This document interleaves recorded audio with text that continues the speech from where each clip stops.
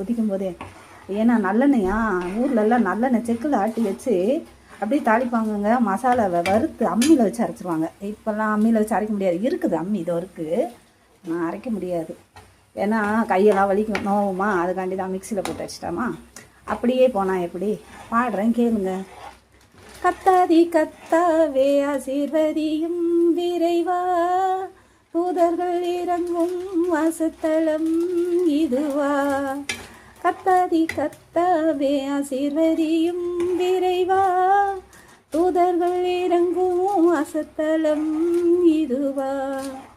பரலோக வாசல்கள் திறக்க வேண்டுமே இறைவா, பரலோக வாசல்கள் திறக்க வேண்டுமே இறைவா.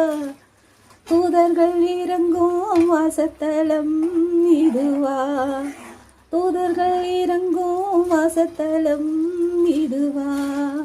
கத்தாதி கத்தாவே ஆசீர்வதியும் விரைவா, தூதர்கள் இறங்கும் வாசத்தலம் இதுவா, தூதர்கள் இறங்கும் வாசத்தலம் இதுவா.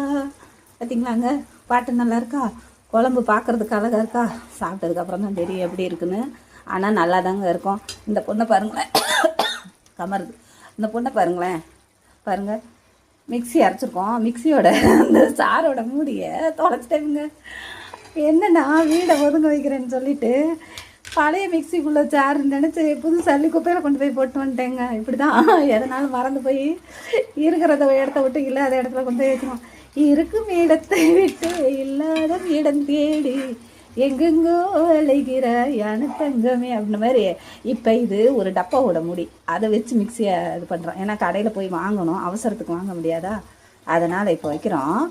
குழம்பே கொதிச்சிருச்சு. இந்த பிள்ளை இன்னும் தண்ணி ஊற்றுன்னு சொல்கிற வரைக்கும் ஊற்றாதேவா, தண்ணி ஊற்றுமா கொஞ்சம் தீஞ்சு வேற போகுது. வேறுங்களேன், தண்ணி ஊற்றணும்ல, அப்போ தானே மசாலா வாசனை போகும். மோந்துட்டு வா தண்ணி. பாருங்களேன் என்ன பண்ணுதுன்னு. ஆமாம், கடலை விட அப்போ கொதிச்சா தானே, இல்லைன்னா மசாலா வாசனை வந்துடும்ல. பாருங்களேன், கொத்தமல்லி கருவேப்பிலை போடு அப்படின்னா இதுக்கு சமையல் கற்றுக் கொடுக்கலாம் அப்படின்னு சொல்லிட்டு செஞ்சால் எனக்கு சமையல் மறந்து போயிடும் அவளுக்கு. அப்படியே இந்த மூடியும் கழுவி ஊற்று. பார்த்தீங்களா, இந்த மாதிரி நீங்கள் சமைப்பீங்களா? பாருங்கள், நீங்களும் சாப்பிட்டு பாருங்கள். பூண்டு குழம்பு சாப்பிட்டா உடம்புக்கு நல்லது, வாய்வுக்கு நல்லது. வயசானவங்களுக்கு கொடுங்க, கொஞ்சம் வயசு பிள்ளைங்களுக்கு கொடுங்க, பசியும் எடுக்கும். பார்த்தீங்களா, நானும் செஞ்சுருக்கேன். நீங்கள் சாப்பிட்டு பாருங்கள். நாங்கள் இனிமேல் தான் சாப்பிடுவோம். இதுக்கு அப்பளம் வறுத்து வச்சுக்கிட்டோன்னா இன்னும் செம்மையாக இருக்கும். அப்பளம் பூண்டு குழம்பு பாருங்கள், வத்த குழம்புலாம் வைப்போம்ல, அது மாதிரி தான் பூண்டு குழம்பு. இன்னும் கொஞ்சம் ஊற்றியா அப்படி ஊற்றினோன்னு வச்சுக்கோங்களேன். அவளுக்கு சமையல் கற்றுக் கொடுத்தேன். பாய்.